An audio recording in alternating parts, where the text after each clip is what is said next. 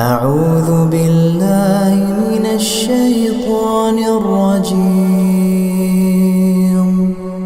بسم الله الرحمن الرحيم.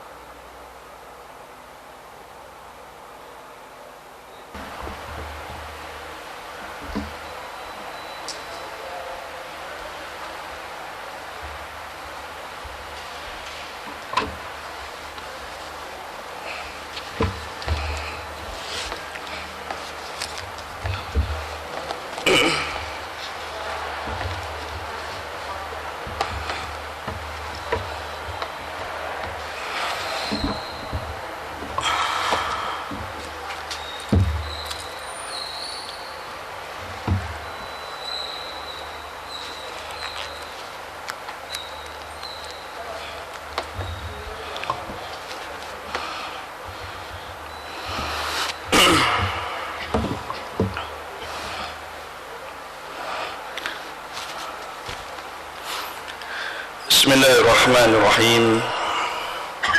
Assalamualaikum warahmatullahi wabarakatuh. Innal hamdalillah nahmaduhu wa nasta'inuhu wa nastaghfiruh wa na'udzu billahi min shururi anfusina wa min sayyiati a'malina. من يهده الله فلا مضل له ومن يضلل فلا هادي له. أشهد أن لا إله إلا الله وحده لا شريك له وأشهد أن محمدا عبده ورسوله. اللهم صل على محمد وعلى آله وأصحابه أجمعين. أما بعد، فإن أصدق الحديث كتاب الله تعالى وخير الهدي هدي محمد صلى الله عليه وعلى آله وسلم وشر الأمور محدثاتها فإن كل محدثة بدعة وكل بدعة ضلالة وكل ضلالة في النار. أعاذني الله وإياكم من النار. Ma'asyiral muslimin, jamaah salat subuh rahimani wa rahimakumullah. Alhamdulillah, pada kesempatan pagi hari ini insyaallah taala setelah kita tunaikan salat subuh berjamaah, kita akan sampaikan kembali kajian rutin kita yang insyaallah akan kita bacakan dari kitab Nahwu Akhlaqis Salaf karya Asy-Syaikh Usamah Salim bin Aid Al-Hilali Hafidhahullah ta'ala. Baik, ma'asyiral muslimin rahimani wa rahimakumullah. Pada bab yang ke-10 beliau menyebutkan sebuah judul permasalahan Makarimul Akhlaqi dalilun min dalailin nubuwati wa sidqi risalah. Kata beliau bahwasannya akhlak yang mulia itu merupakan salah satu dalil, merupakan salah satu tanda min dalailin nubuwah, dari tanda-tanda kenabian, wa sidqi risalah, dan dari benarnya, jujurnya atau benarnya risalah beliau sallallahu alaihi wasallam.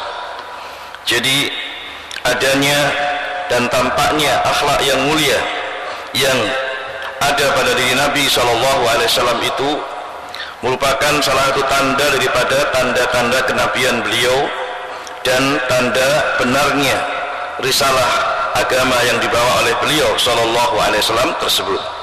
Nah, yang dimaksud oleh penulis insyaallah seperti itu. Kemudian beliau mengatakan, kana Rasulullah sallallahu alaihi wasallam qabla al-bi'sati wa haml risalah fi dirwati samiqati min al-akhlaq sidqa wa amanatan wa karaman wa hilman wa syaja'ah wa iffah wa qana'ah wa silatar li rahim. Kata beliau, dahulu Nabi Muhammad SAW itu sebelum beliau diutus sebagai seorang nabi dan rasul, dan sebelum beliau membawa risalah agama tersebut, beliau itu berada pada puncak dan ketinggian akhlak. Beliau benar-benar sudah berada di atas puncak dan ketinggian akhlak. Di antaranya disebutkan yaitu sidqan, beliau orang yang jujur, wa amanah, dan orang yang amanah atau bisa dipercaya, wa qarman, dan juga beliau adalah orang yang dermawan, wa hilman, demikian pula beliau adalah orang yang penuh kelemah lembutan, wa syaja'ah, dan beliau juga seorang yang pemberani, wa ifah, dan juga orang yang pandai menjaga kehormatan dirinya, wa qana'ah, dan beliau juga memiliki sifat qana'ah, menerima apapun pemberian dari Allah Ta'ala, wasilatan liraham, dan juga beliau adalah orang yang senantiasa menjaga silaturahim. Itulah diantara akhlak-akhlak yang ada pada beliau, bahkan itu ada sebelum diutusnya Rasulullah SAW sebagai seorang nabi dan rasul, dan sebelum beliau membawa risalah agama ini dari Allah Subhanahu wa Ta'ala. Naam, dan beliau mengatakan, wallati min ajliha tabawwa'u makanakal ijlal wal ikhtiram baina qaumih. Maka dengan sebab akhlak-akhlak yang seperti inilah, kemudian beliau menempati kedudukan yang besar dan tinggi serta mulia di tengah-tengah kaumnya. Iya, kita ketahui ma'asyiral muslimin, di dalam sejarah atau sirah kita sering mendengar bahwasanya orang-orang Quraisy pun sebelum Nabi SAW diutus sebagai utusan Allah, maka dikenal Muhammad SAW itu orang yang terkenal jujur, amanah, dan tidak pernah dusta, dan berbagai macam akhlak-akhlak tinggi dan mulia yang selainnya. Seperti itu. Karena itu kata Syekh Hafizahullah Ta'ala, beliau memberikan bukti, wa hiya zaujatuhu Khadijah bintu Khuwailid radhiyallahu anha tasifahu indama akhbaraha binuzulil wahyi alaihi wa yaqul laqad khashitu ala nafsi. Dan inilah kata beliau salah satu dalil atau bukti yang menunjukkan hal tersebut. Inilah istri beliau Khadijah bintu Khuwailid radhiyallahu anha, istri yang merupakan istri Nabi SAW yang pertama, dan dari beliaulah kemudian Rasulullah mendapatkan banyak putra dan putri, ya. Adapun yang selain ini maka beliau tidak memiliki putra dan putri. Maka dari Khadijah bintu Khuwailid lah Rasulullah mendapatkan putra putri darinya, yang mana Khadijah radhiyallahu anha ini beliau pernah mensifati atau menjelaskan sifat-sifat Nabi SAW ketika dikabarkan kepadanya oleh Rasulullah SAW tentang peristiwa turunnya wahyu, yakni di awal-awal dakwah Islam ketika itu, ya, ketika Rasulullah pertama kali diturunkan kepadanya wahyu pada saat beliau berada di Gua Hira. Wa yaqul, maka dengan kejadian dan peristiwa yang beliau alami di Gua Hira itu, maka Rasulullah mengatakan kepada Khadijah, laqad khashitu ala nafsi, sungguh aku mengkhawatirkan terhadap diriku. Maksudnya Rasulullah pertama kali ketika di dalam Gua Hira dalam kondisi sendirian, gelap gulita, ya, di tengah pada waktu malam hari, tiba-tiba ditangi makhluk atau seseorang yang tidak dikenal yang langsung memeluk beliau dengan keras dan dengan ketat sekali, sambil mengatakan seperti yang kita kenal dalam sirah itu, ya, dia mengatakan iqra ya Muhammad, bacalah wahai Muhammad, dan beliau hanya mengatakan ma ana biqari, saya tidak bisa baca, dan seterusnya. Dan beliau mengalami kejadian itu, ya, dengan didatangi oleh makhluk yang belum dikenal beliau, yang tidak lain itu adalah malaikat Jibril alaihissalatu wassalam. Tentu beliau merasa takut, merasa khawatir ada sesuatu yang akan menimpa diri beliau. Maka Rasulullah menceritakan peristiwa itu kepada Khadijah, dan beliau katakan ketika itu, laqad khashitu ala nafsi, aku mengkhawatirkan keadaan diriku. Faqalat, maka Khadijah mengatakan kepada Rasulullah SAW, ya, kalla wallahi ma yahzika Allahu abada. Kata Khadijah menenangkan hati Rasulullah, sekali-kali tidak, demi Allah, ma yahzika Allahu abada, Allah tidak akan merendahkan dirimu, Allah tidak akan menghinakan dirimu abadan, selama-lamanya. Kata Khadijah menenangkan hati Rasulullah SAW. Bahkan beliau mengatakan dan mengingatkan bahwa Nabi bagaimana keadaan beliau. Innaka latasilur rahim, engkau itu adalah orang yang menyambung hubungan silaturahim. Wa tu'inul kul, atau dan engkau adalah orang yang banyak memberikan pertolongan kepada banyak orang. Wa taksibul muqdim, dan engkau adalah orang yang memberikan nafkah kepada orang-orang miskin yang membutuhkan bantuan. Wa taqrid dhaif, dan engkau adalah orang yang menjamu tamu atau menyambut tamu. Wa tu'inu ala nawaibid dahr, dan engkau juga orang yang banyak menolong orang-orang yang tertimpa bencana atau kesusahan sepanjang tahun. Perhatikan di sini. Ini adalah gambaran yang disebutkan oleh Ummul Mukminin Khadijah radhiyallahu taala anha tentang pribadi Rasulullah, yang beliau berhujjah dengan ini untuk menunjukkan enggak mungkin Allah Subhanahu wa taala akan menyakiti beliau, menghinakan beliau, merendahkan beliau dengan peristiwa yang dialaminya tadi. Kenapa? Karena Rasulullah SAW orang yang memiliki sekian banyak keutamaan dari sisi akhlak, dari sisi kepribadian dan sebagainya, sebagaimana yang digambarkan oleh Khadijah radhiyallahu taala tadi. Ya, tidak mungkin Allah akan menghinakan kamu, tidak mungkin Allah taala akan menyusahkan ataupun merendahkanmu, karena engkau punya banyak keutamaan. Begitu kira-kira maksudnya, ya. Sehingga ma'asyiral muslimin rahimani wa rahimakumullah, Khadijah menyebutkan beberapa keutamaan akhlak Nabi. Beliau adalah orang yang suka menyambung silaturahim. Beliau adalah orang yang suka menolong banyak orang, suka menafkahi orang-orang miskin yang membutuhkan, dan seterusnya seperti yang disebutkan dalam hadis tadi. Dan hadis ini disebutkan oleh Imam Bukhari dan juga Imam Muslim dalam sahih keduanya. Maka kata Syekh Salim bin Aid Al-Hilali hafizahullah taala, setelah itu beliau mengatakan bi usuli makarimil akhlaq wasafathu Khadijah bintu Khuwailid radhiyallahu anha wa biha istadallat ala sidqih.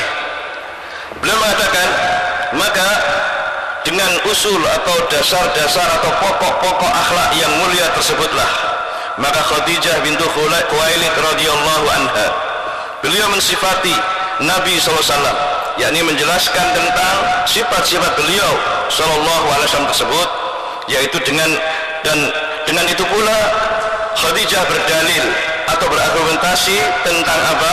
Kejujuran dan kebenaran beliau SAW.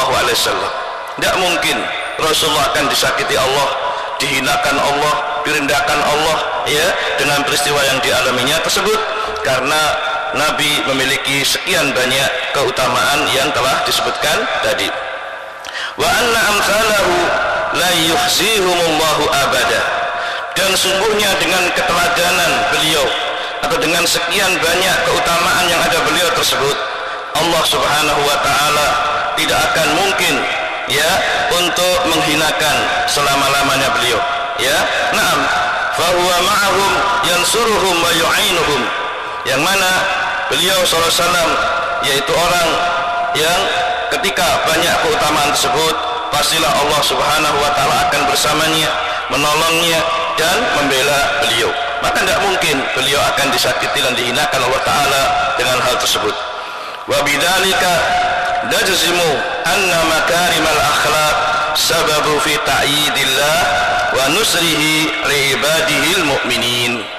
Oleh karena itu kata beliau hafizallahu taala, dengan sebab adanya keutamaan akhlak-akhlak yang mulia pada diri Rasulullah tersebut, maka dikatakan oleh Syekh, ya, dengan itu semualah najzimu, maka kita menyatakan, kita menentukan, kita memastikan apa? Anna makarimal akhlaq, bahwa sungguhnya akhlak-akhlak yang mulia itu merupakan sebab untuk mendapatkan, ya, pertolongan dari Allah Subhanahu wa taala. Iya, dengan sebab akhlak yang mulia itulah maka Allah Subhanahu wa taala menguatkan kita, menolong beliau sallallahu alaihi wasallam, dan juga menolong kita semua terhadap hamba-hambanya yang beriman. Nah, ini sebagaimana yang disebutkan oleh beliau rahimahullahu taala tadi. Nah, kemudian beliau menukil perkataan Al-Imam An-Nawawi rahimahullah dengan peristiwa yang tersebut dalam hadis tadi.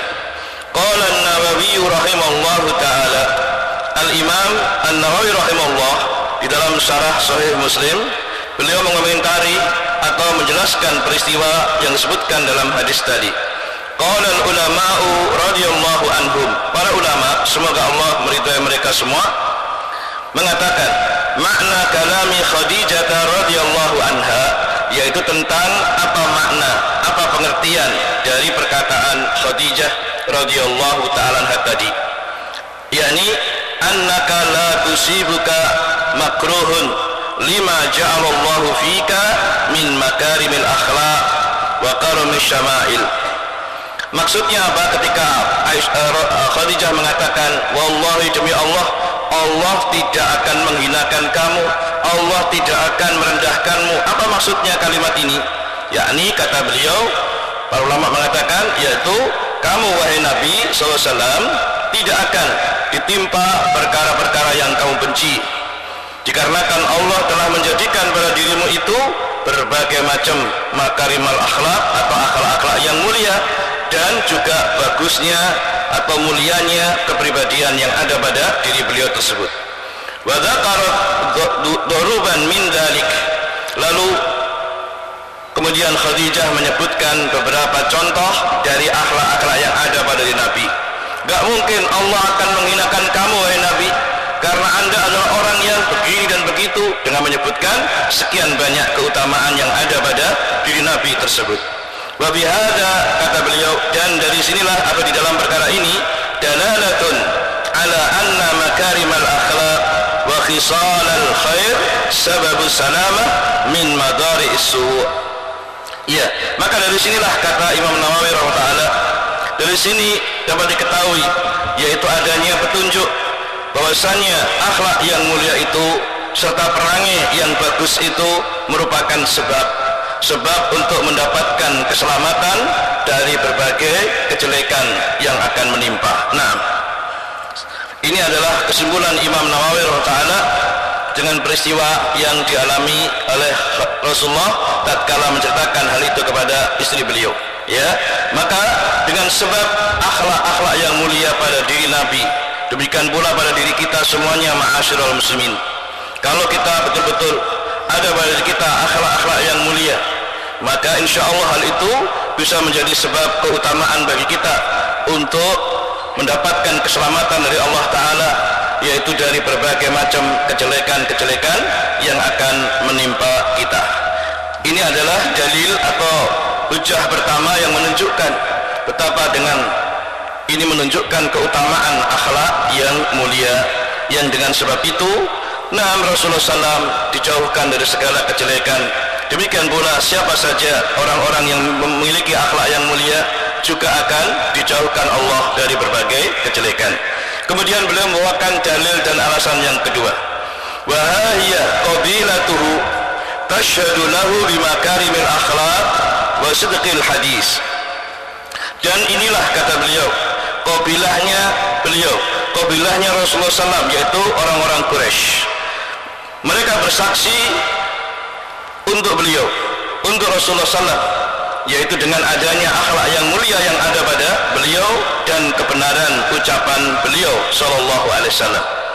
Disebutkan sebuah riwayat an Abdullah bin Abbas radhiyallahu taala anhuma qala, dari Ibnu Abbas radhiyallahu taala anhuma, beliau mengatakan lamma nazalat hadhil ayah, ketika turun ayat ini, yaitu surat Asy-Syu'ara pada ayat 214 yang bunyinya wa anzir ashirataka al-aqrabin, ya, wa anzir ashirataka al-aqrabin, berikanlah peringatan kepada keluargamu yang terdekat wahai Nabi sallallahu alaihi wasallam.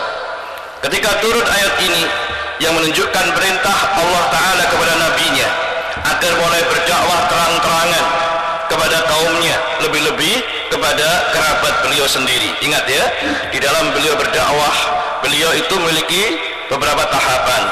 Pertama adalah dakwah secara sir, yaitu dengan rahasia, sembunyi-sembunyi, dari rumah ke rumah, dari pribadi orang tertentu kepada orang tertentu, ya, sampai begitu kuat sehingga Allah Ta'ala memerintahkan Rasulullah untuk berdakwah terang-terangan kepada semua orang. Nah, ketika turun ayat ini, wa anzir ashiratakal aqrabin, berikan peringatan wahai Nabi Muhammad kepada keluarga terdekatmu. Maka ketika turun ayat ini, kata Ibnu Abbas, kharaja Rasulullah sallallahu alaihi wasallam hatta sa'ida Safa. Rasulullah keluar dari rumahnya, kemudian beliau memanjat bukit Safa atau naik ke atas bukit Safa, yaitu bukit yang dekat dengan kota Mekah. Fahatafa ya Sabaha, kemudian beliau berteriak dengan keras, dengan suara yang sangat kencang, ya Sabaha, wahai orang-orang yang ada di pagi hari, begitu ya kira-kira. Beliau teriak dengan teriakan yang suara keras dari atas bukit Safa ketika itu, dan itu didengar sama orang-orang yang ada di kota Mekah, terutama di pasar-pasar mereka. Didengar suara itu dengan kencangnya, kerasnya, ya Sabaha, begitu, wahai orang-orang yang ada di pagi hari. Faqalu, maka mendengar itu mereka mengatakan, man hadzal ladzi yahtafu, siapa orang ini yang berteriak-teriak, ya, atau orang yang berteriak dengan keras seperti itu. Qalu, mereka menjawab, Muhammadun, itu adalah Muhammad. Maka fajtama'u ilaih, berkumpullah mereka menuju kepada Rasulullah untuk mendengar apa yang mau disampaikan, ya. Faqala, kemudian Rasulullah mengatakan lagi dengan teriakan, ya bani fulan, ya bani fulan, ya bani fulan. Beliau menyebutkan satu persatu dari kabilah-kabilah beliau, dari bani ini, dari bani itu, dan seterusnya, untuk supaya apa? Disuruh oleh Rasulullah untuk diminta berkumpul dan ingin disampaikan sesuatu. Dan beliau juga menyebutkan, ya bani Abdi Manaf, ya bani Abdul Muttalib, disebutkan semuanya. Fajtama'u ilaih, karena itulah mereka pun kemudian berkumpul menuju kepada beliau sallallahu alaihi wasallam. Faqala, setelah mereka berkumpul, ma'asyiral muslimin, dari atas bukit Safa itu pula Rasulullah mengatakan, ara'aitukum law akhbartukum anna khailan tahruja bisafahi hadal jabal akuntum musaddiqi. Kata Rasulullah SAW, apa pendapat kalian, hei kaumku, seandainya aku beritahukan kepada kalian bahwa dari kaki gunung ini, kaki gunung Safa, muncul satu rombongan, satu sekawanan, yaitu khail, kuda, dalam arti ada rombongan pasukan perang yang mau muncul dari kaki bukit ini, ya. Nah, seandainya aku peringatkan kalian bahwa sebentar lagi akan muncul dari kaki bukit ini, yaitu sekawanan kuda, yakni pasukan perang yang akan menyerang kalian. Akuntum musaddiqi, kalau saya kabarkan seperti itu, apakah kalian percaya kepadaku? Apa kalian membenarkan ucapanku? Kata Rasulullah. Lihat ini, ya. Rasulullah berujar dengan cara seperti ini, hai kaumku, seandainya aku beritahukan kepada kalian bahwa nanti dari kaki bukit ini akan muncul serombongan pasukan yang akan menyerang kota ini, apakah kalian mau percaya kepadaku? Apa jawab mereka? Qalu, mereka mengatakan, ma jarabna alaika kadhiba, kami tidak pernah mendapati bahwa dirimu adalah dusta. Artinya apa? Kaumnya semua mengakui selama ini Nabi Muhammad SAW dikenal orang yang jujur, orang yang amanah, orang yang tidak pernah dusta. Perhatikan ini syahidnya peristiwa ini, ya. Ma jarabna alaika kadhiba, kami tidak pernah mendapatkan bahwa dirimu ada pada sifat dusta. Alias apa? Mereka pasti percaya, sehingga apapun yang akan diucapkan Nabi dengan berita-berita yang mau disampaikan beliau, maka mereka akan percaya. Karena apa? Rasulullah dinyatakan orang yang tidak pernah dusta. Ini menunjukkan apa, ma'asyiral muslimin? Kesaksian dari kaumnya bahwa Rasulullah betul-betul, ya, disifati dengan orang yang jujur, orang yang amanah. Ini dikenal sebelum Rasulullah diangkat sebagai Nabi dan Rasul. Mereka tahu itu. Nah, setelah itu, setelah mereka memastikan seperti itu, bahwasannya engkau wahai Nabi, engkau wahai Muhammad, tidak pernah kami dapati kamu punya sifat pendusta. Maka mendengar ini, kesaksian kaumnya seperti ini, qala, Rasulullah kemudian menyatakan, fa inni nadhirun lakum baina yaday adzabun syadid. Kata Rasulullah SAW, sesungguhnya aku ini adalah pemberi peringatan untuk kalian, orang yang memberikan peringatan untuk kalian, yaitu dengan adanya azab yang sangat pedih yang ada di hadapan kalian. Maksudnya apa? Rasulullah setelah mengetahui ya kesaksian kaumnya atau kabilahnya bahwasannya mereka memastikan bahwa Rasulullah itu orang jujur, orang yang bisa dipercaya, orang yang omongannya pasti benar, maka Rasulullah mulai masukkan dakwah kepada mereka. Inni lakum, katanya, fa inni nadhirun lakum, sesungguhnya aku ini adalah orang yang memberikan peringatan kepada kalian, ya, baina yaday adzabun syadid, yaitu apa? Tentang adanya azab atau siksaan yang sangat pedih yang ada di hadapan kalian nanti. Nah, artinya apa? Beliau adalah seorang Rasul, utusan Allah yang memperingatkan mereka agar takut kepada Allah dan takut terhadap neraka. Tapi apa peristiwa yang terjadi setelahnya? Nah, maka setelah itu ternyata iya, ada orang yang beriman akan beriman, adapun orang yang mengingkari pun akan mengingkari apa yang disampaikan Nabi SAW. Nah, setelah itu, yang jelas di sini, ma'asyiral muslimin, hadis ini disebutkan oleh Al-Imam Al-Bukhari dan juga Imam Muslim di dalam sahih keduanya. Intinya apa? Barakallahu fikum. Intinya, ma'asyiral muslimin, menunjukkan kepada kita betapa Rasulullah SAW tatkala hendak berdakwah karena mengikuti perintah Allah Ta'ala tadi, maka beliau menyebutkan dulu, ya, memastikan dulu kepada mereka apakah selama ini orang-orang Quraisy percaya kepada Nabi apa tidak. Ternyata semuanya mengatakan bahwa engkau adalah jujur, orang yang tidak pernah dusta, orang yang tidak mau, orang yang betul-betul amanah, dan sebagainya dan sebagainya. Barulah kemudian setelah itu Rasulullah menyampaikan dakwah dan mengatakan bahwa beliau adalah seorang utusan Allah yang memberikan peringatan kepada mereka dari siksaan di neraka yang menyala-nyala. Begitu, barakallahu fikum. Nah, maka setelah membawakan hadis ini, maka Syekh Salim bin Aid Al-Hilali hafizallahu ta'ala kemudian beliau mengatakan, ma'asyiral muslimin, na'am, kata beliau, bimakarimil akhlaq yastadillu Rasulullah sallallahu alaihi wasallam ala sidqi da'wahu wa sihhati risalatih. Maka dengan melalui akhlak yang mulia yang ada pada diri beliau, yaitu berupa kejujuran, berupa benarnya perkataan yang ada pada beliau, maka beliau berdalil, ya, beliau menggunakan dalil atau berdalil dengan masalah ini tentang benarnya dakwah yang akan beliau sampaikan dan benarnya risalah yang beliau bawa tersebut. Artinya apa? Sebelum beliau menyampaikan kebenaran tentang agama yang beliau bawa, tentang perkara-perkara yang beliau diutus dengannya kepada kaumnya, maka beliau berhujjah dulu, berdalil dulu dengan apa? Kemuliaan akhlak yang ada pada diri beliau, yaitu dengan menyampaikan, seandainya saya beritakan seperti ini, seperti itu, apakah kalian percaya? Itu cara beliau berdalil, ya, itu cara beliau berdakwah. Kalau seandainya saya beritakan kepada kalian akan terjadi peristiwa dan ini dan itu, apakah kalian percaya? Mereka mengatakan bahwa kamu selama ini gak pernah dusta, wahai Muhammad. Itu kesaksian mereka, ya, bahwa kamu selama ini dikenal sebagai orang yang jujur.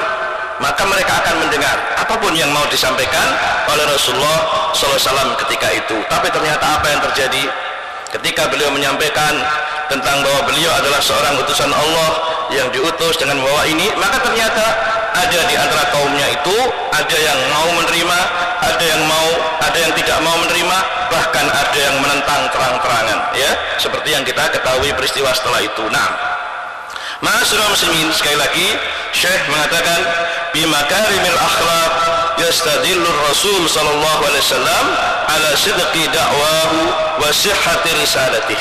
Maka melalui akhlak yang mulia tersebut Rasulullah SAW berdalil tentang atau untuk menunjukkan benarnya dakwah yang beliau sampaikan dan benarnya risalah yang beliau bawa tersebut. Fala jarama an takuna makarimul akhlak wa salihuha lubabu dinil Islam.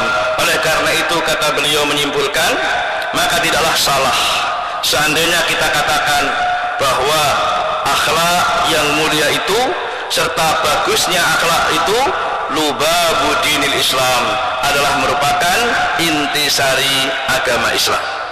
Itu kesimpulan dari Syekh Salim Al-Hilali dalam bab ini, yakni dengan peristiwa-peristiwa tadi itulah maka beliau simpulkan bahwa tidak salah seandainya kita mengatakan, tidaklah keliru seandainya kita katakan bahwa makarimul akhlak atau akhlak-akhlak yang mulia itu wasalihuha dan juga kebagusannya lubabu dinil Islam, merupakan intisari daripada agama Islam ini. Naam, barakallahu fikum. Demikian ma'asyiral muslimin, ya, selesai dalam bab ini.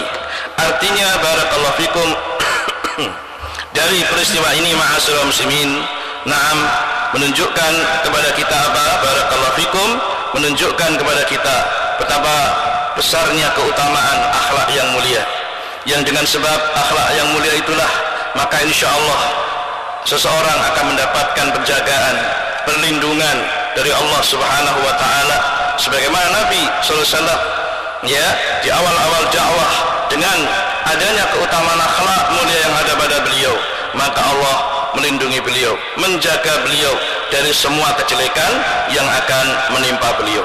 Demikian pula dengan sebab akhlak yang mulia itulah maka orang akan menjadikan percaya kepada kita, lebih-lebih jika ada pada kita sifat-sifat kejujuran, amanah dan berbagai kebaikan, maka semua orang tentu akan percaya.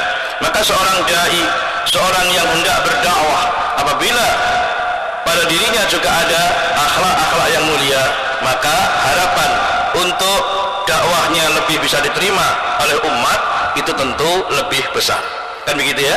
Nah, beda dengan seorang dai manakala dia orang yang suka bohong, dai tapi dia suka orang yang tidak amanah, dai tapi dia suka menyelisih amalannya, menyelisih perbuatannya ataupun perkataannya dan sebagainya. Berarti tidak ada pada diri mereka kejujuran, amanah dan sifat-sifat kebaikan lainnya.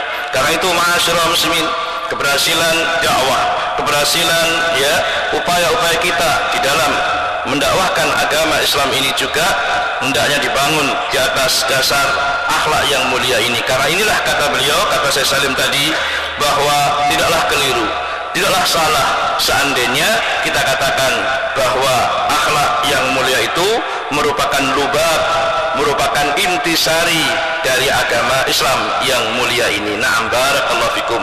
Alhamdulillah, selesai ma'asyiral muslimin bab ini. Barakallahu fikum. Barangkali sebelum ditutup ada hal yang mau ditanyakan, tafadhal. Barakallahu fikum. Nah, silakan, barangkali Bapak ada yang hendak mau ditanyakan dalam masalah ini ataupun masalah-masalah lain yang bisa dijawab. Silakan. Barakallah. Nggih, monggo, Pak. Nggih, monggo. Kalau hari Jumat itu sunahkan itu baca syarat kafir, syarat mahal murah. Fadilahnya apa? Tayyib, barakallahu fikum. Ini pertanyaan terkait salat Jum'ah. Apakah ada sunnahnya, apakah disunnahkan membaca surat Al-Kahfi ataupun surat Al-Mulk dan apa fadilahnya? Begitu Pak ya? Nah, barakallahu fikum. Iya, telah datang beberapa riwayat yang menjelaskan tentang anjuran untuk membaca surat Al-Kahfi, terserah mulai dari ayat mana atau semuanya atau sebagiannya, tidak disebutkan di sana. Yang jelas anjuran membaca surat Al-Kahfi, yaitu pada malam Jum'ah atau pada hari Jumatnya. Nah, hanya saja para ulama kita berselisih, berbeda pendapat apakah hadis yang menjelaskan tentang anjuran untuk membaca surah Al-Kahfi di malam Jumat atau hari Jumat itu sahih ataupun tidak sahih. Inilah para ulama kita beda pendapat. Sebagian ulama mengatakan bahwa hadisnya sahih atau minimalnya hasan, ya. Namun sebagian ulama lain mengatakan hadisnya bermasalah atau dhaif. Ya, sehingga barakallahu fikum masing-masing ini pendapat sangat kuat sekali. Disebutkan demikian oleh guru kami Syekh Yahya bin Ali Al-Hajuri hafizallahu taala dalam kitab beliau Ahkamul Jum'ah wa Bid'ahha, hukum-hukum salat Jumat dan bid'ah-bid'ahnya. Ketika membahas masalah ini, hadis tentang anjuran membaca surat Al-Kahfi pada hari Jumat, beliau menyebutkan beberapa riwayat tentangnya dan juga penguat-penguatnya yang lain. Namun beliau tetap berkesimpulan, menurut beliau ya, menurut guru kami, bahwa hadis-hadis tentang anjuran baca Al-Kahfi itu adalah memang tidak sahih alias tidak kuat, ya, begitu. Hanya saja banyak sekali riwayat-riwayat yang menunjukkan hal itu dari para ulama salaf. Yang hal itu juga kata beliau menunjukkan memang secara asal bahwa ini ada riwayat-riwayat yang menjelaskan hal itu dan banyak sekali. Namun sekali lagi beliau berkesimpulan seperti itu, bahwa menurut beliau hadis-hadis tentang masalah ini tidak kuat alias dhaif. Adapun Syekh Albani rahimahullahu taala, demikian pula para murid beliau cenderung menyebutkan hadis ini kuat, hadis ini sahih, bahkan minimalnya hasan, begitu. Sehingga barakallahu fikum, dalam masalah ini tidak usah dipertentangkan. Siapa yang menganggap dan mengikuti pendapat para ulama ahli hadis yang menyatakan riwayatnya sahih atau minimal hasan, maka diikuti dan diamalkan sebagaimana keyakinan bahwa hal itu adalah sesuatu yang sahih. Tetapi bagi mereka yang mengikuti pendapat sebagian ulama ahli hadis yang menyatakan riwayat-riwayat tersebut tidaklah kuat atau tidaklah sahih, maka tafadhol, silahkan. Misalnya dia tidak mengamalkan karena meyakini tidak sahihnya riwayat tersebut, begitu ya. Sehingga barakallahu fikum, ini semua adalah pembahasan para ulama ahli hadis dari sisi periwayatan-periwayatannya, sanad-sanadnya dan lain-lain, sehingga mereka beristihad sesuai dengan kemampuan ilmu hadis yang ada pada mereka, maka disimpulkanlah seperti itu. Sebagian mensahihkannya, sebagian mendhaifkannya. Nah, seperti itu. Jelas ya, Pak? Sehingga kalaupun kita yakin itu sahih, maka silahkan diamalkan karena memang ada dasarnya. Bahkan para ulama yang mengatakan dhaif pun, mereka mengatakan banyak sekali riwayat-riwayat yang mendukung dan menjelaskan masalah ini, sehingga hal itu menunjukkan bahwa perkara itu betul-betul ada asalnya dalam sunnah. Sampai para ulama salaf mereka mengamalkannya, ya, dan ada pula yang tidak mengamalkannya. Adapun yang mengamalkannya dan itu hukumnya sunnah. Jelas ya, Pak? Nah, fadilahnya apa? Barakallahu fikum.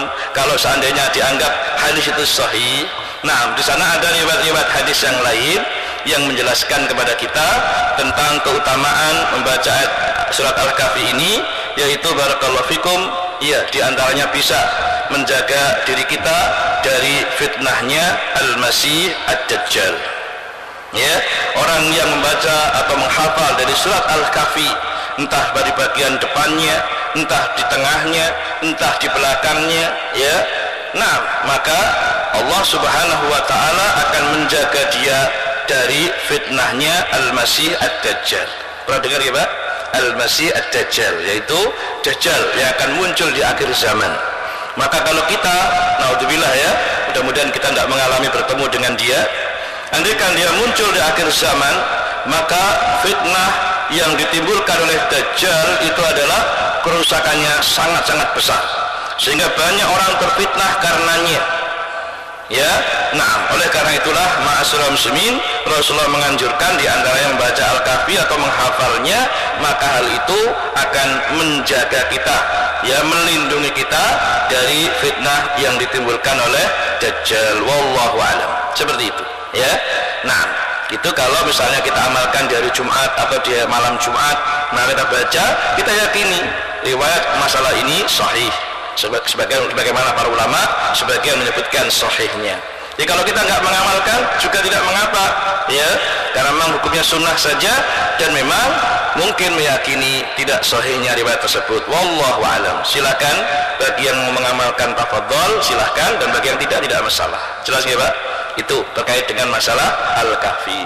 Adapun surat Al-Mulk disebutkan oleh Al-Hafidz Ibnu Katsir rahimahullahu taala di dalam tafsirnya mengenai fadilah atau hadis-hadis yang menjelaskan fadilah atau keutamaan surat Al-Mulk yang dibaca tiap malam, begitu ya. Tidak hanya malam Jumat, Pak, tiap malam. Siapa yang baca surat Al-Mulk pada tiap malam, maka dia akan dijaga dari fitnah kubur. Ya, dia akan dijaga oleh Allah dari fitnah kubur. Tahu Pak nggih, apa itu fitnah kubur? Fitnah kubur adalah pertanyaan-pertanyaan yang diajukan oleh dua orang malaikat di dalam kubur terhadap mayit, ya, yaitu malaikat Munkar dan Nakir yang menanyai kepada mayit tentang 3 perkara.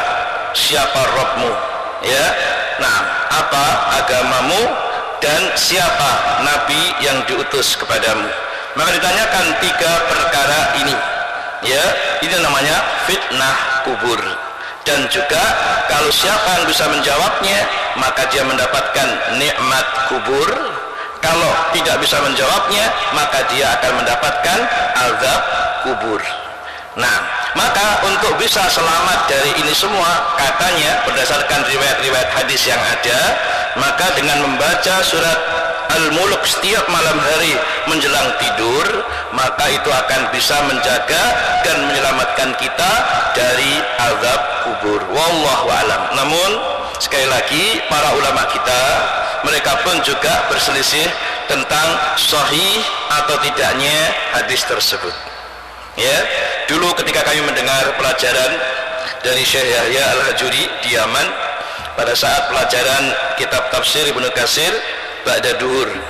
Nah, kalau tidak salah beliau menyebutkan, ya, bahwasannya hadis-hadis tentang masalah ini khilaf para ulama, dan beliau lebih cenderung mengatakan riwayatnya dhaif. Dan itu pula yang disebutkan oleh Syekh Muqbil bin Hadi Al-Wadi rahimahullah dalam tahqiq beliau terhadap kitab tafsir Ibnu Katsir. Ya, dalam tahqiq beliau dari kitab Ibnu Katsir, itu kitab Ibnu Katsir yang dapat tahqiq atau catatan kaki serta komentar dari Syekh Muqbil tentang hadis-hadis yang ada padanya, maka beliau menyebutkan riwayat tersebut, kalau tidak salah beliau mengatakan hadisnya lemah atau tidak sahih. Wallahu a'lam. Ya, tapi sebagian ulama lain mungkin mengatakan hadisnya hasan. Wallah, dulu saya ketika masih remaja, Pak, sering mengamalkan hadis ini. Artinya setiap malam ketika mau tidur saya sering membaca surat Al-Mulk dari awal hingga akhir kalau mau tidur, Pak. Ya, terutama ba'da Isya begitu kita baca, ba'da Isya kita baca. Ya, dengan meyakini hadis ini tadi, ya.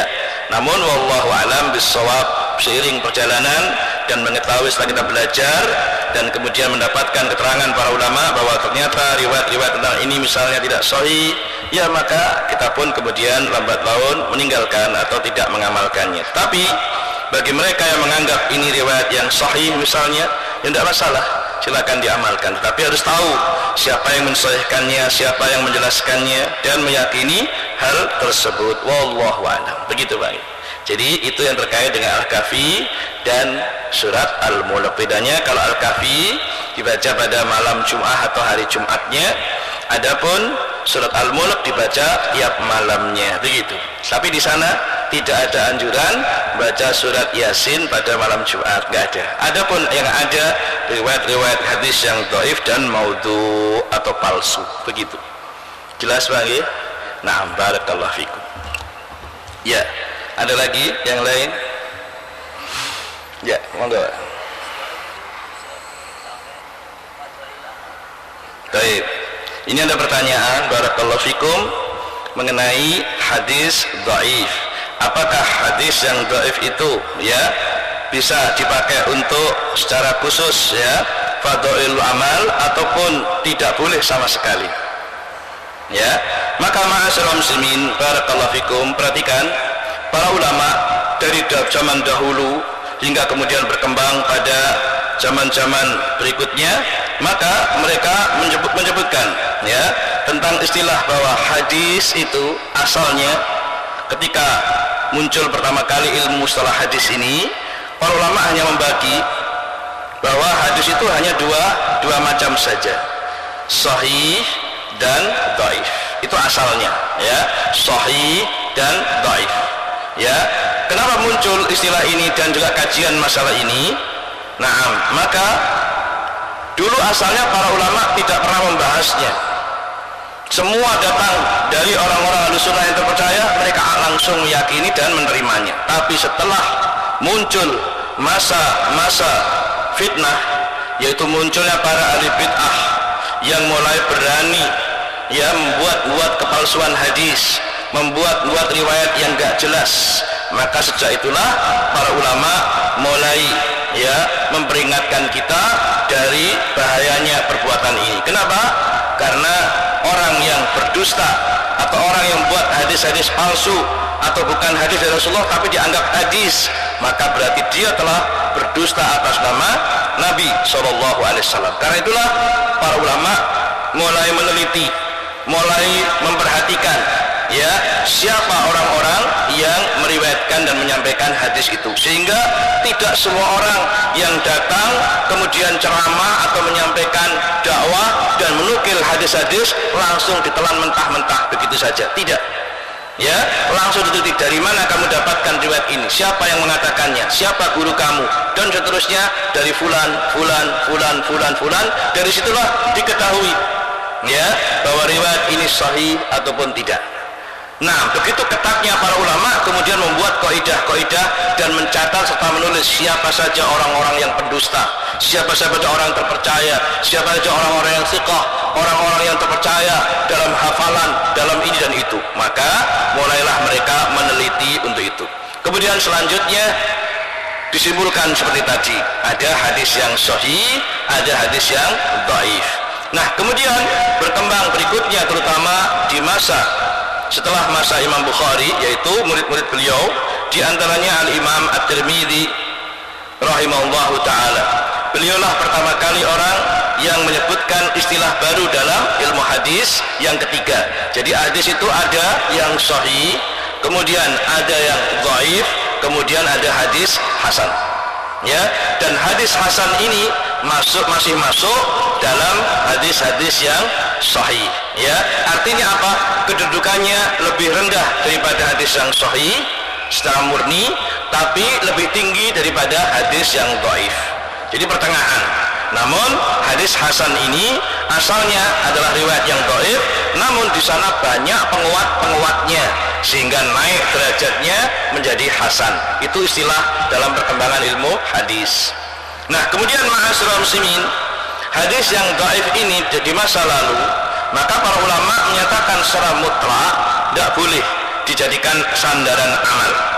Tidak boleh dijadikan sandaran amal baik dalam perkara akidah, perkara muamalah atau hukum, demikian pula dalam masalah fadhailul amal, keutamaan amal. Nah, ini secara mutlak asalnya dulu dilarang, tidak boleh. Kenapa? Karena hadis yang dhaif itu secara asal adalah bukan hadis, tetapi yang orang-orang menyebut dan menganggapnya serta menisbatkannya sebagai hadis, padahal ini dilarang. Rasulullah menyatakan dalam hadis yang sahih, man kadzaba alayya muta'ammidan falyatabawwa maq'adahu minan nar.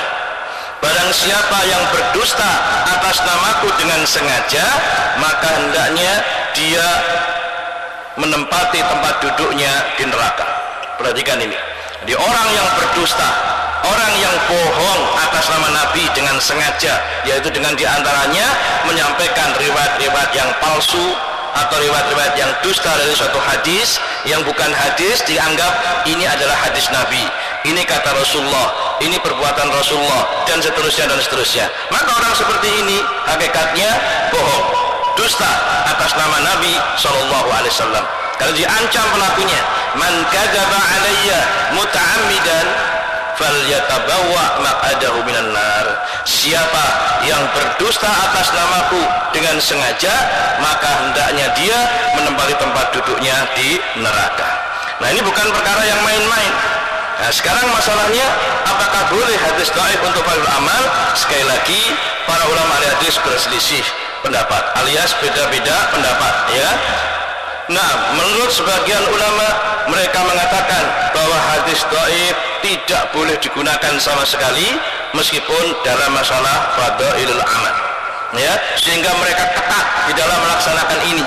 terhadap semua perkara, baik masalah akidah, masalah hukum-hukum muamalah, masalah akhlak, masalah keutamaan ibadah, masalah fadil amal, semuanya mereka menentang dan melawan atau tidak membolehkan hal tersebut, sebagaimana yang dijelaskan oleh Imam Muslim rahimahullahu taala, misalnya dalam muqaddimah kitab beliau, ya, muqaddimah kitab Sahih Muslim.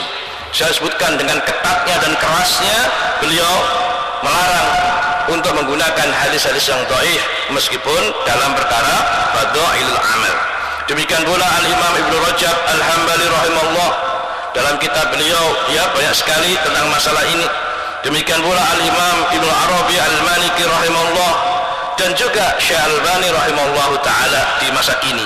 Beliau sangat ketat, ya, sangat tegas melarang dan tidak membolehkan menggunakan hadis-hadis dhaif meskipun untuk fadhail amal, ya.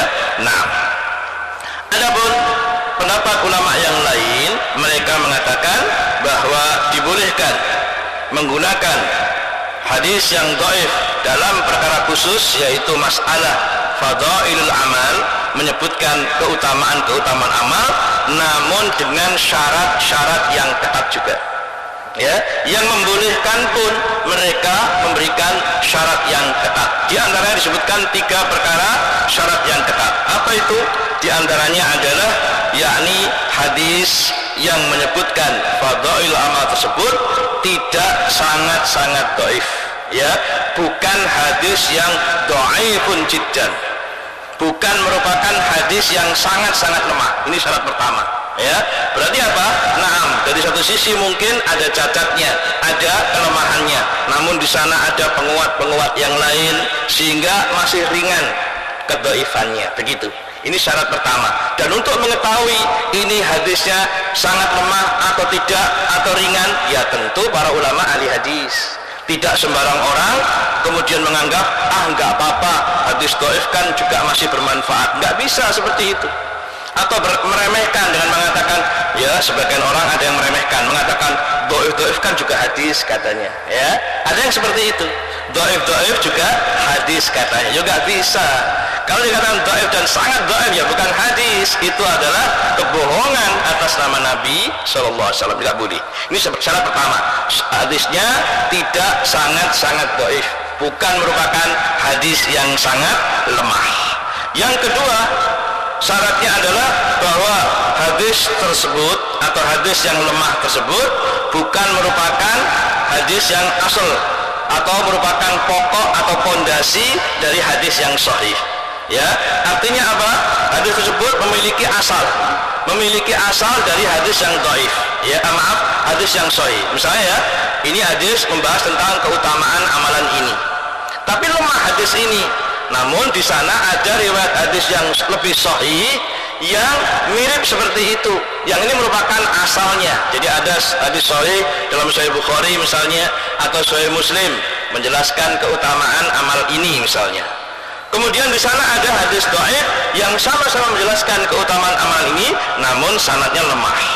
Nah, hadis yang dhaif di sini dibolehkan untuk diamalkan jika di sana ada hadis sahih yang merupakan asal dan juga merupakan hal yang sama yang disebutkan dalam hadis yang dhaif tadi. Jelas, ya?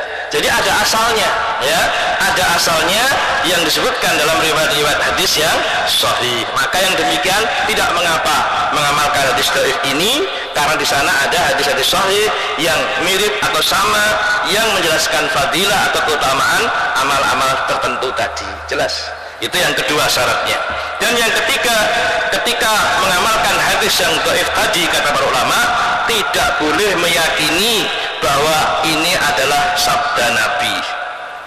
Jadi saya ulangi, syarat yang ketiga bolehnya mengamalkan hadis dhaif untuk fadhailul amal, yaitu ketika kita mengamalkan atau kita mengatakan hadis yang dhaif tadi, nggak boleh hal itu diyakini sebagai perkataan Nabi. Terus piye seperti itu, ya? Kita mau mengamalkan sesuatu tapi nggak boleh meyakini ini dari Nabi. Nah, berarti kan bukan dari Rasulullah, kan begitu, ya. Nah, yang seperti ini tidak mungkin, ya. Sehingga 3 syarat ini syarat yang ketat sekali. Pertama, tidak boleh hadisnya sangat dhaif. Yang kedua, ada hadis lain yang merupakan hadis asal yang menguatkan atau mendukung terhadap hadis yang dhaif tadi. Kalau nggak ada, nggak boleh. Dan yang ketiga, ketika mengamalkan hadis yang dhaif tadi, nggak boleh diyakini bahwa itu datang dari ucapan Nabi SAW. Dan ini menunjukkan apa? Syarat yang ketat sekali, ya. Nah, berarti seperti itu. Lah, oleh karena itulah ma'asyiral muslimin, untuk lebih berhati-hatinya, barakallahu fikum, maka kita pun hendaknya tidak mengamalkan hadis yang dhaif, ya, atau yang sangat-sangat dhaif. Nah, adapun kalau seandainya ada hadis yang dhaif, maka di sana diharapkan atau diharuskan adanya riwayat-riwayat lain yang lebih sahih yang menguatkan atau mendukung hal tersebut, sehingga kita mengamalkan bukan semata-mata dengan hadis yang dhaif tadi, tapi kita mengamalkan karena adanya riwayat-riwayat lain yang lebih sahih yang apa? Sama isinya atau kandungannya dalam masalah hadis tersebut. Wallahu a'lam. Jelas Bang? Nah, sekali lagi jangan bermudah-mudah, karena sekarang ini banyak orang yang sembunyi di balik permasalahan ini, ya. Para ulama juga banyak kok membolehkan mengamalkan hadis dhaif untuk fadhil amal. Itu ucapan para ulama, namun mereka tidak mau tahu dengan urusan ada syarat atau tidak. Nah, itu, ya. Pokoknya seperti ditelan mentah-mentah. Karena ada sebagian orang, pernah saya dapati, ada seorang dai, dia berceramah dengan menampilkan berbagai macam hadis. Maka saya kaget, karena waktu itu dia dengarkan menyampaikan beberapa hadis-hadis yang lemah atau dhaif. Kemudian setelah beliau turun dari mimbar dan istirahat, maka saya dekati dengan baik, saya sampaikan pada beliau bahwa tadi beberapa hadis yang dia sampaikan itu adalah lemah. Kita sebutkan diantaranya ini dan ini, ya. Maka dia menolak, dia mengingkari, bahkan dengan gayanya dan sombongnya dia bilang, ya hadis meskipun dhaif kan juga hadis, katanya, daripada ucapannya orang mending pakai hadis dhaif. Nah, ini adalah menunjukkan bodohnya dia, ya. Bagaimana seorang dai tidak mengerti bahwasanya, ya, para ulama kita menyampaikan ancaman dan peringatan keras dari menyampaikan hadis-hadis yang dhaif, karena ini termasuk kedustaan atas nama Nabi. Bahkan dengan bangganya kadang ada sebagian orang, ya, membacakan kitab-kitab yang berisi banyak hadis, namun isinya penuh dengan kedustaan, penuh dengan riwayat-riwayat palsu yang didustakan atas nama Nabi SAW. Apa tidak takut dia dengan ancaman hadis-hadis tadi? Man kadzaba alayya muta'ammidan falyatabawa maq'adahu minan nar. Barang siapa yang berdusta atas namaku dengan sengaja, maka hendaknya dia siap-siap menempati tempat duduknya di neraka. Naudzubillah, ya. Ini ancaman yang keras, ya, bagi orang yang berdusta atas nama Rasulullah. Bahkan disebutkan dalam riwayat yang lain bahwa berdusta atas nama Nabi itu enggak sama dengan berdusta atas nama orang lain. Kalau kita ma'asyiral muslimin misalnya saja, ya, kita dusta, kita bohong atas nama presiden, kita ditangkap atau tidak? Ya? Kita bilang Pak Jokowi bilang begini begitu misalnya, tapi kita bohong atas nama dia, ya, kita ditangkap nanti sama aparat, ya. Kita dituduh membuat apa istilah sekarang, hoax, gitu, ya.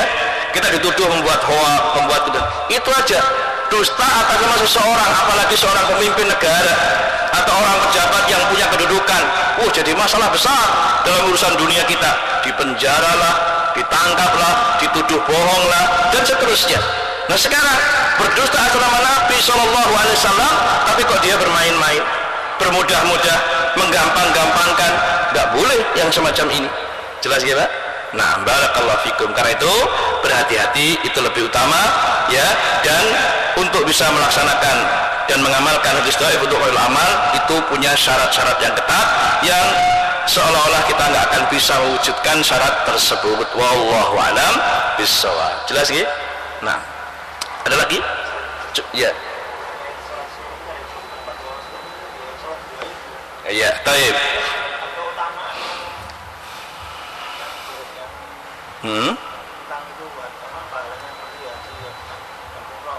Ya. Baik, ini ada pertanyaan terkait dengan sholat syuruk ma'asyiral muslimin, ya. Nah, apakah sholat orang yang sudah sholat syuruk berarti dia sudah sholat duha atau bagaimana, dan mencukupkan dengan itu bolehkah tanpa harus sholat duha lagi? Terus kemudian tentang masalah fadilah atau keutamaannya, apakah itu sahih hadisnya atau tidak? Baik, barakallahu fikum. Ma'asyiral muslimin rahimani wa rahimakumullah. Sholat syuruk, apa syuruk itu? Syuruk itu adalah waktu terbitnya matahari. Dikatakan sholat syuruk artinya setelah terbitnya matahari. Di mana matahari dikatakan terbit? Kalau dia sudah apa? Misalnya ini ya, ufuk ya, matahari muncul begitu. Nah, kalau sudah meninggi, nah ini berarti itulah boleh sudah sholat syuruk. Tapi kalau baru untuk begini muncul, baru terbit, ini dilarang sholat. Ya, nah kalau sudah meninggi naik bundaran mataharinya terang, maka ini berarti sudah waktu syuruk. Telah tiba waktu untuk apa? Syuruk, yaitu waktu setelah terbitnya matahari. Karena apa? Kalau pas dia sedang terbit baru mulai muncul dari ufuk, maka itu tidak boleh sholat, dan dibolehkan sholat setelah matahari meninggi, begitu ya. Setelah beberapa tombak meninggi maka sudah mulai terang, maka itulah yang dikatakan waktu syuruk ya, seperti itu. Berarti datangnya adalah setelah waktu sholat subuh, begitu. Nah sekarang kira-kira jam berapa kita belum tahu, wallahu alam. Nah sekarang ma'asyiral muslimin, apakah sholat syuruk itu sama dengan sholat duha? Dulu kami mendengar dari guru kami itu Syekh Yahya Al-Ajuri, ketika ditanya masalah ini, beliau menyebutkan ya tentang sholat syuruk. Sebagian ulama menyebut ini adalah sholat di awal waktu duha. Dikatakan sholat syuruk itu adalah sholat di awal waktu duha. Apa dalilnya? Hadis Ibnu Abbas ya, di mana hadis Ibnu Abbas beliau mengatakan inilah yang dikatakan waktu syuruk, yaitu ketika beliau menunaikan sholat duha di awal waktu ya, dan inilah waktu duha. Jadi iya, awal waktu duha dimulai adalah setelah matahari terbit sampai sebelum dia tergelincir, setelah matahari tengah-tengah, sebelum dia tergelincir atau condong ke arah barat, masuknya waktu duhur. Jadi itulah waktu syuruk, waktu duha. Waktu sholat duha diawali dari setelah syuruk, yakni setelah terbitnya matahari atau pas di awal-awal setelah terbitnya matahari sampai sebelum tergelincirnya matahari condong ke arah barat, yang menunjukkan masuknya waktu duhur. Itu panjang waktu duha, sehingga sepanjang waktu itulah kita dibolehkan melaksanakan sholat duha. Mau dikerjakan di awal waktu, di tengah waktu, atau di akhir waktu menjelang duhur, tidak masalah, sebelum masuk waktu duhur atau sebelum saat-saat dilarang waktu sholat ketika itu. Nah itulah yang disebut waktu duha. Sehingga kalau seseorang setelah menunaikan sholat syuruk 2 rakaat ya, berarti dia sudah melaksanakan sholat duha atau belum? Sudah, yaitu 2 rakaat. Namun perlu diingat, sholat duha itu jumlahnya tidak hanya 2 rakaat, banyak ya. Disebutkan dalam banyak riwayat, yaitu paling sedikit adalah 2 rakaat, sedangkan sebanyak-banyaknya ada yang menyatakan 8, ada yang menyatakan 10, ada yang menyatakan 12 dalam berbagai riwayat. Demikian disebutkan oleh para ulama dalam masalah sholat duha itu. Namun sebagian lagi mengatakan jumlahnya tidak terbatas, sesuai dengan keinginan kita dan semampu kita ya. Maka oleh karena itu, kalau kita sudah melaksanakan sholat syuruk 2 rakaat di awal duha atau di waktu syuruk, maka nanti siang kita nambah lagi 2, nambah lagi 4, nambah lagi sekian, sesuai dengan kemampuan kita, boleh. Jelas ya? Tidak dibatasi, aku sholat 2 ya, berarti nggak usah, cukup itu ya, nggak masalah. Karena memang paling sedikit sholat duha itu hanyalah 2 rakaat. Boleh dikerjakan di awal waktu seperti waktu syuruk semacam ini, atau di tengah atau di akhir juga dibolehkan. Jelas ya? Jadi kalau kita mengerjakan 2 rakaat sekarang, nanti jam 8, jam 9 kita sholat duha lagi, nambah lagi 2, nambah lagi 4, nambah lagi sekian, maka itu juga dibolehkan sepanjang masih masuk di waktu duha. Jelas ya? Karena waktu duha itu dimulai dari awalnya waktu syuruk sampai sebelum tergelincirnya matahari ke arah barat. Wallahu alam. Itu masalah waktunya ya. Paham ya Pak? Masalah itu. Kemudian fadilahnya sekarang. Nah, ma'asyiral muslimin, datang dalam banyak riwayat-riwayat tentang masalah apa itu fadilah atau keutamaan salat syuruk ini, sebagaimana disebutkan oleh Imam Tirmidzi di dalam sunannya dengan syarat yang sahih dan disahihkan oleh Syekh Albani rahimahullahu taala di dalam silsilah as-sahihah dari hadis Anas bin Malik radhiyallahu taala anhu. Beliau mengatakan, man shallal ghadata fi jama'atin thumma qa'ada yadhkurullah hatta tatlu asy-syamsu thumma shalla rak'atain kanat lahu ka'ajri hajjatin wa umratin tammah kata Rasulullah. Perhatikan ini, siapa yang sholat subuh berjamaah di masjid seperti ini ya, habis sholat subuh berjamaah di masjid, thumma qa'ada, lalu dia duduk di tempatnya, dia masih duduk dalam masjid tersebut, yadhkurullah, dia berzikir kepada Allah, sifatnya umum, baik zikir secara khusus ya, baca tasbih, tahmid, takbir, tahlil, atau membaca Quran, atau mendengar pengajian semacam ini semua termasuk zikir kepada Allah ya. Dia duduk di masjid setelah salat subuh berjamaah, kemudian dia duduk di masjid berzikir kepada Allah Subhanahu wa taala hingga matahari telah terbit, hingga matahari benar-benar telah terbit. Maka kata Rasul, kemudian setelah itu summa shalla rak'atain, lalu dia salat 2 rakaat, kanat lahu ka'ajri hajjatin wa umrah, maka dia mendapatkan pahala seperti pahala haji dan umrah tamat, sempurna. Perhatikan ini ya, ini fadilah yang menunjukkan tentang fadilah atau keutamaan sholat 2 rakaat syuruk atau sholat 2 rakaat setelah matahari terbit, tentunya bagi mereka-mereka yang melaksanakan sholat subuh berjamaah di masjid dan tidak pulang, sambil menunggu di masjid, sambil menunggu terbitnya matahari, digunakan untuk berzikir kepada Allah. Para ulama menjelaskan makna zikir ini umum, apakah dengan baca tasbih, tahmid, tahlil, atau dengan berdoa, atau dengan baca Quran, atau dengan duduk di majelis ta'lim mendengar pengajian, atau menyampaikan dakwah, atau yang lain-lain, selama dia masih di masjid tersebut, tidak keluar dari masjid itu sampai matahari betul-betul telah terbit, kemudian baru dia berdiri untuk sholat 2 rakaat, maka dia mendapatkan keutamaan pahala seperti pahala haji dan umrah dengan sempurna, dan hadisnya sahih ya. Nah, oleh karena itu ma'asyiral muslimin, ini fadilah yang menjelaskan keutamaan besar yang tidak sepantasnya kita menyia-nyiakan. Walhamdulillah ya, di masjid ini misalnya ba'da subuh kok ada taklim seperti ini terus menerus misalnya, berarti kalau kita sabar ikut pengajian terus sampai waktu syuruk tiba, kemudian kita salat 2 rakaat, walhamdulillah kita dapatkan fadilah, keutamaan bisa berhaji dan berumrah dengan sempurna, meskipun mungkin kita belum berhaji dan berumrah, tapi kita bisa mendapatkan apanya? Pahalanya, keutamaannya. Bukan berarti apa? Aku wis haji, aku wis umrah, gak perlu haji meneh, bukan begitu ya. Kita hanya mendapatkan pahalanya, yaitu pahala haji dan umrah dengan sempurna, meskipun kita mungkin belum melaksanakan haji dan umrah tersebut. Jelas ya Pak? Alhamdulillah, ini fadilah yang besar, karena itu jangan disia-siakan. Setelah selesai ini jangan lupa sholat 2 rakaat, baru kemudian kita pulang, begitu ya, supaya mendapatkan fadilahnya. Nah ya,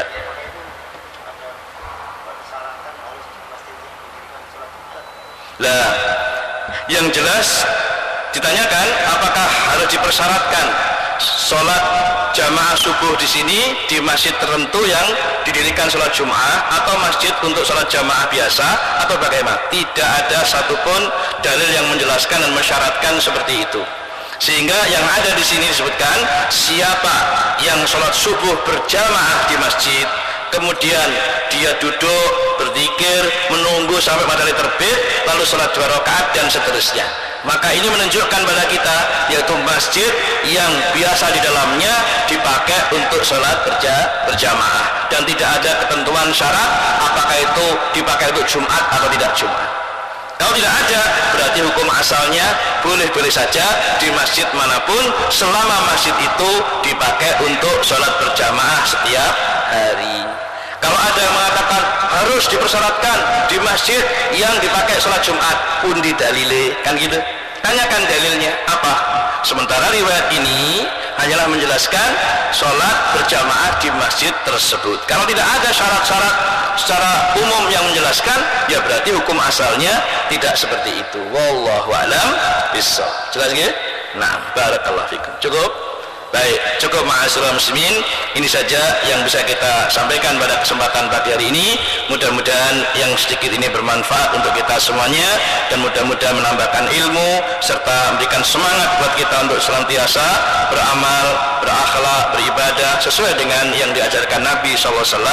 Dan saya pun menyatakan kurang lebihnya mohon maaf bila ada hal yang kurang berkenan. Kita akhiri, subhanallahi bihamdik, asyhadu an la ilaha illa anta, astaghfiruka wa atubu ilaik. Walhamdulillah, wassalamu alaikum warahmatullahi wabarakatuh.